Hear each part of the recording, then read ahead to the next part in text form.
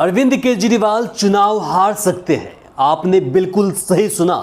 पूर्व मुख्यमंत्री अरविंद केजरीवाल नई दिल्ली सीट से अपना चुनाव हार सकते हैं।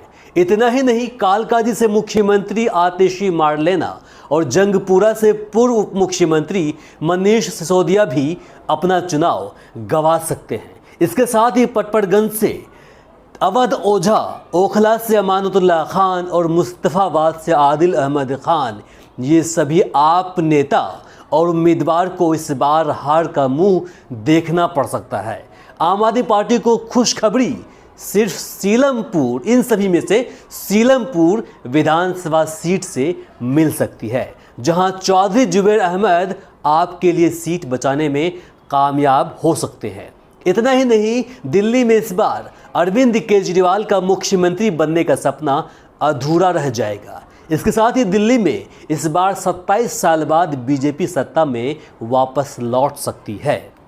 अब आप सोचेंगे कि मैं बिना सर पैर की बातें कर रहा हूं, तो ठहरिए, आपको इसके पीछे की क्रोनोलॉजी को एक एक कर बताता हूं। लेकिन आगे बढ़ने से पहले मैं अपना परिचय दे दूं।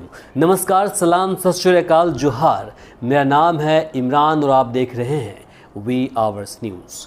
पहले शुरुआत करते हैं, आम आदमी पार्टी इस बार कैसे दिल्ली विधानसभा चुनाव हार सकती है, इस सवाल से। इसके बाद बारी बारी से ऊपर दर्शाए सभी सीटों पर चर्चा करेंगे। हमारा सर्वे कहता है कि दिल्ली में रह रहे अधिकतर मिडिल क्लास और गरीबों का झुकाव आम आदमी पार्टी के लिए इसलिए था क्योंकि उन्हें एक हद तक बिजली, पानी, बसें, शिक्षा और इलाज मुफ्त मिल रहा था। ये सत्य है कि दिल्ली में रह रहे अधिकतर लोग इन्हीं कारणों से अरविंद केजरीवाल से खुश थे। लेकिन इस बार आपका पासा बीजेपी ने बड़ी लाइन खींचकर पलट दिया है और बाकी कसर हिंदूवादी संगठनों ने बीजेपी के उस बदले चुनावी मुद्दे को घर घर जाकर प्रत्येक लोगों और मतदाताओं से मिलकर अपनी बातें पहुंचाने में कहीं न कहीं वे कामयाब होते हुए दिख रहे हैं।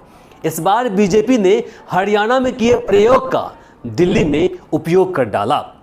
उनके जितने नेता गलियों और नुक्कड़ों पर सभा कर रहे थे, उससे भी कई गुना अधिक हिंदूवादी संगठन के एक एक सदस्य घर जाकर लोगों तक बातें पहुंचा रहे थे।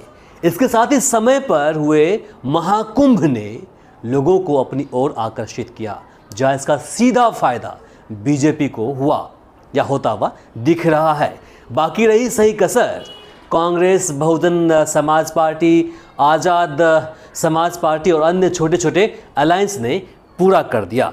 इस बार हमने देखा कि कांग्रेस अपना डूबती नैया बचाने और खोए हुए सम्मान को वापस पाने के लिए अपनी राजनीति को शुरू से शुरुआत किया, जहां उनका मकसद सिर्फ जीतने भर तक का नहीं था, जबकि उससे अधिक किसी तरह आम आदमी पार्टी को कमज़ोर करना और उसे हराने को लेकर कांग्रेस के नेताओं में उत्सुकता देखने को मिला।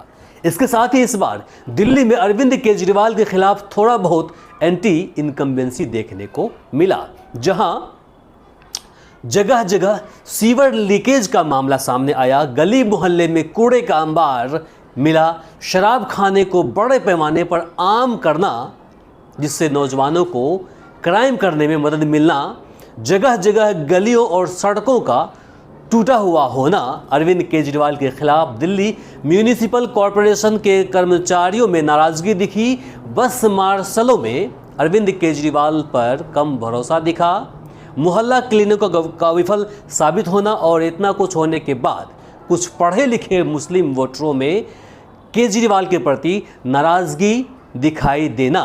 वो इसलिए क्योंकि अधिकतर जगहों पर मुसलमान कहते दिखे कि अरविंद केजरीवाल चुनावी प्रचार प्रसार के दौरान मुसलमानों के मोहल्ला नहीं आए। जब भी मुसलमानों पर जुल्म हुआ तो सिर्फ कांग्रेस और असदुद्दीन ओवैसी आवाज़ उठाते देखे गए, लेकिन केजरीवाल ने ऐसा कभी नहीं किया। ज़्यादातर मुस्लिम वोटर कहते दिखे कि वे यानी आम आदमी पार्टी बीजेपी का छोटा भाई है, जहां इसका फ़ायदा बीजेपी ने उठाया। इस बार उन्होंने कोई गलती नहीं की, चाहे किसी को भी अपने पाले में लाना हो, सामने वाले को कमज़ोर करना हो। चुनाव से पहले लाखों वोट को अवैध बताकर चुनाव आयोग की कार्रवाई, इतना कुछ होने के बाद, बाकी अलग अलग मतदाताओं से बात करने के बाद हमारा यानी VRSnews.com का सर्वे कहता है कि इस बार 2020 की तरह अरविंद केजरीवाल पर लोग भरोसा नहीं जता पाए और ऐसे नाराज लोगों ने बीजेपी को वोट कर दिया। साथ ही मुस्लिमों का वोट बीजेपी और कांग्रेस को चला गया, ऐसा हमारा सर्वे कहता है। क्योंकि इस बार कांग्रेस का वोट शेयर बढ़ेगा और जितने भी वोट बढ़ेंगे ये सारे आम आदमी पार्टी के ही होंगे, क्योंकि आज के दौर में बीजेपी से मजबूत वोटर किसी और पार्टी के पास बिल्कुल भी नहीं है। उनका एक भी वोटर टस से मस होने वाला नहीं है। जहां ऐसे नाराज लोगों को लगने लगा कि बीजेपी केंद्र में भी सत्ता में है और अगर राज्य में भी सत्ता में आ गई तो हमारी मांगे आसानी से पूरी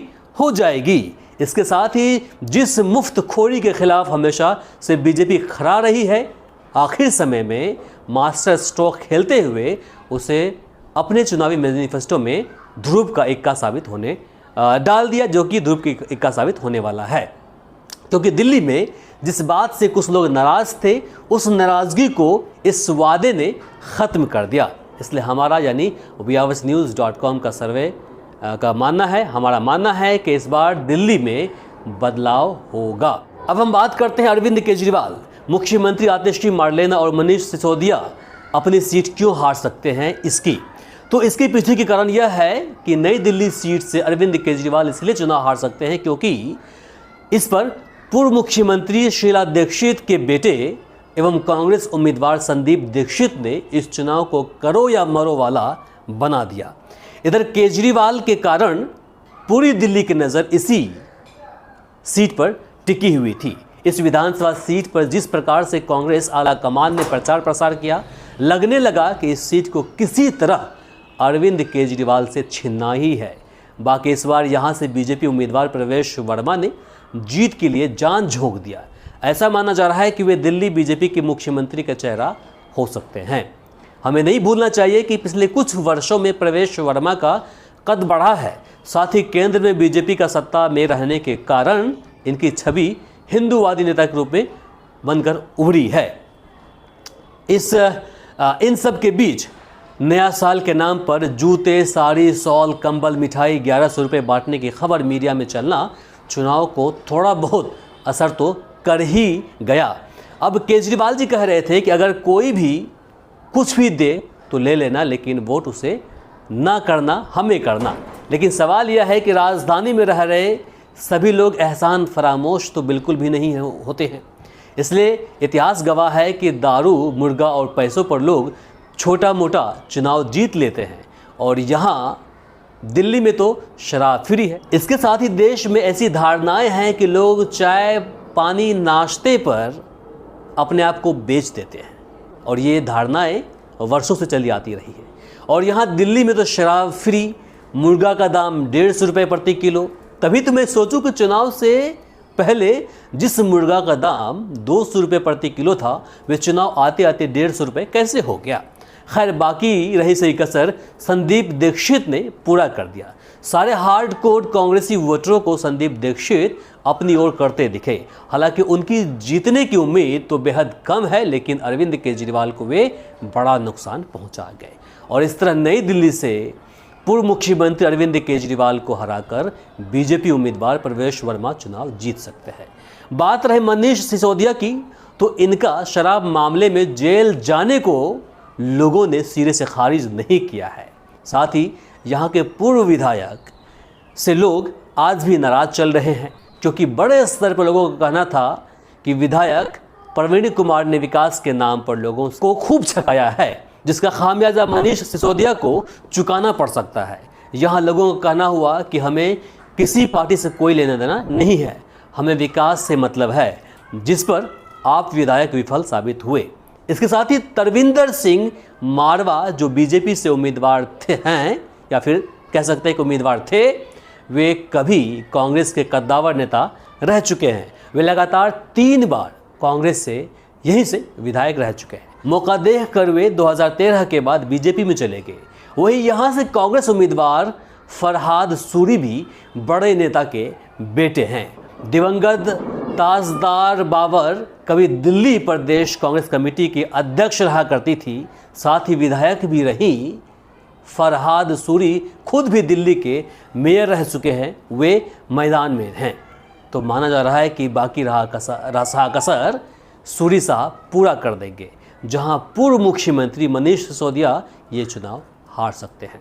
अब आते हैं कालकाजी सीट पर। यहां मुख्यमंत्री आतिशी मारलेना के सामने बीजेपी से रमेश बिधूरी और कांग्रेस से आलका लांबा हैं। मिली जानकारी के अनुसार रमेश बिधूरी ने इस चुनाव को आन पर ले लिया था, जहां जीतने के लिए उसने एड़ी चोटी की जोड़ लगा दिया, क्योंकि सांसद रहने के बाद हारकर विधायकी का टिकट मिलना और यहां भी नहीं जीते तो अगली बार बीजेपी शायद इन पर दाव नहीं खेलेगी।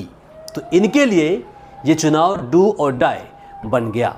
बाकी सभी संगठनों ने भी प्रचार प्रसार करने में इनका खूब मदद किया, जिससे माना जा रहा है कि यहाँ से रमेश बिधूरी चुनाव जीत सकते हैं। बाकी आलका लांबा ने भी इस बार चुनाव में जान फूंक दिया, जहां कयास लगाया जा रहा है कि इस बार मुख्यमंत्री आतिशी मारलेना ये चुनाव हार सकती है। अवध ओझा को आम आदमी पार्टी ने पटपड़गंज विधानसभा सीट से उम्मीदवार बनाया था। 2020 के चुनाव में इस सीट से मनीष सिसोदिया लड़े थे और उन्हें जीत हासिल मिली थी, लेकिन इस बार यहां से आपने अवध ओझा पर दांव खेला, लेकिन अवध ओझा यहां बीजेपी उम्मीदवार रविंद्र सिंह नेगी के सामने कमजोर पड़ते दिखे। हमें नहीं भूलना चाहिए कि 2020 में रविंद्र सिंह नेगी ने महज 3,500 वोट से पूर्व उप मुख्यमंत्री मनीष सिसोदिया से चुनाव हारा था। वैसे भी इस बार इनके लिए ये सीट और आसान हो गया। इसके साथ ही कांग्रेस ने चौधरी अनिल कुमार को अपना प्रत्याशी बनाया, जो एक कद्दावर नेता हैं। उन्होंने भी चुनाव में पूरा जान झोंक दिया। वहीं पिछले कुछ सालों से मनीष सिसोदिया का जेल में रहना ने क्षेत्र में विकास में बाधा डाला, जिससे लोग आपके खिलाफ होते हुए दिखाई दिया। और आखिर में बात करते हैं ओखला और मुस्तफाबाद की सीट की। यहां बीजेपी इसलिए जीत सकती है क्योंकि AIMIM उम्मीदवार ने आम आदमी पार्टी का खेला बिगाड़ दिया है, जहां इसका सीधा फायदा बीजेपी को होता हुआ दिख रहा है। यानी आप कह सकते हैं कि इन दोनों सीटों पर AIMIM ने बीजेपी का रास्ता आसान कर दिया। हालांकि यहां मुसलमानों का वोट प्रतिशत 54% से अधिक है, लेकिन वहीं जो हार्डकोर कांग्रेसी हैं उन्होंने कांग्रेस को ही वोट देना मुनासिब समझा, जहां मुसलमानों का वोट 3 भागों में बंट गया। दोनों सीटों पर कुल मुस्लिम वोटों का लगभग 40% वोट AIMIM और कांग्रेस ने काट लिया, जिससे दोनों जगहों पर बीजेपी चुनाव जीत सकती है। इसके साथ ही असदुद्दीन ओवैसी ने दोनों विधानसभा सीटों पर काफ़ी मेहनत किया, जगह जगह मस्जिदों में नमाज पढ़े, लोगों को कन्विंस किया। वैसे भी CAA और NRC प्रोटेस्ट के कारण जेल गए मुस्तफाबाद से मोहम्मद ताहिर हुसैन और ओखला से शिफाउर रहमान खान को मुसलमानों का सहानुभूति वोट भी मिले। इस बात को कोई नकार नहीं सकता, जहां इसका सीधा फायदा बीजेपी को होता हुआ दिख रहा है। इन दोनों सीटों पर इस बार हिंदू मुस्लिम भी हो गया। इसके साथ ही यहां कांग्रेस और बीजेपी ने पूरा दमखम के साथ चुनाव लड़ा, जहां इस बार इन दोनों सीटों पर बीजेपी को सीधा फायदा होता हुआ दिख रहा है। बाकी इसे लेकर आप क्या सोचते हैं कमेंट बॉक्स में लिखकर ज़रूर बताएं। इस वीडियो को अधिक से अधिक शेयर करें ताकि अन्य लोगों तक पहुंच पाए। आप देख रहे थे वी आवर्स न्यूज़। नमस्कार, शब बखैर।